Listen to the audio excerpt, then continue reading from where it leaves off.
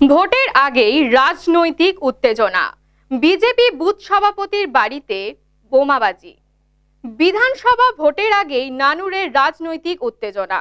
BJP booth সভাপতির বাড়িতে বোমাবাজির অভিযোগ তৃণমূল আশ্রিত দুষ্কৃতীদের বিরুদ্ধে। সামনেই বিধানসভা নির্বাচন, তার আগেই উত্তপ্ত হয়ে উঠল নানুর বিধানসভা এলাকা। অভিযোগ, শাসক দল তৃণমূল কংগ্রেসের আশ্রিত দুষ্কৃতীদের তাণ্ডবে এলাকায় আতঙ্ক ছড়িয়েছে। ভারতীয় জনতা পার্টির দাবি, কয়েকদিন আগেই তাদের এক মণ্ডল সভাপতির বাড়িতে সাদা থান, রজনীগন্ধার মালা ও মিষ্টির প্যাকেট রেখে যাওয়া হয়। ঘটনাকে ঘিরে তখনই চাঞ্চল্য তৈরি হয় এলাকা জুড়ে।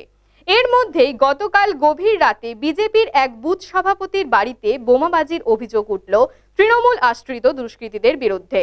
আক্রান্ত বুথ সভাপতির দাবি, এর আগেও তাকে একাধিকবার হুমকি দেওয়া হয়েছিল। বিজেপি করার অপরাধেই এই হামলা বলে অভিযোগ তার। ঘটনার পর গোটা এলাকায় ব্যাপক উত্তেজনা ছড়িয়ে পড়ে।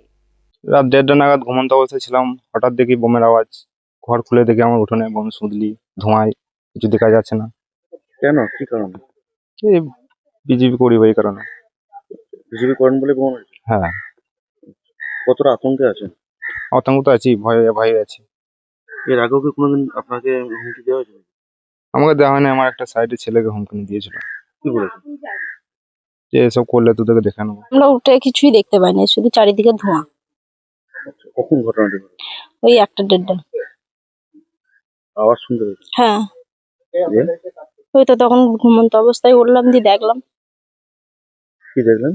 ওই তো শুধু ওই সুদলি গুলো, তারপরে ধোঁয়া উঠছে চারিদিকে। বোম ফেটে গেছে। হ্যাঁ, কোথাও কি আতঙ্ক লাগছে? এখন তো লাগবেই, ছেলে পেলেলি বাস হয়ে গেছি। কারা বা কে করেছে জানতে পেরেছেন? না। পুলিশকে জানিয়েছেন? হ্যাঁ। এসেছিল পুলিশ? হ্যাঁ, কি বললো পুলিশ প্রশাসন? পুলিশ প্রশাসন বললো এখন দেখছি আমরা।